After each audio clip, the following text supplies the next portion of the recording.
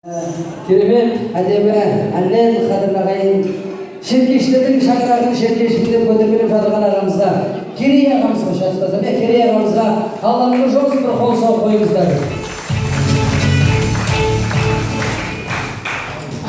Аяңды құлағарымнау сіздерге енді көріп тұрсыз ғой. Елден шыққан талант самарудық дейді. Қалай айтады Керей? Дауыс қандай? Енді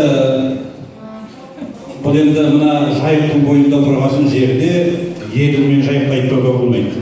Бәріңізді еге шақырам, Елеманның елі, олар сіздерге арналады сіздер үшін.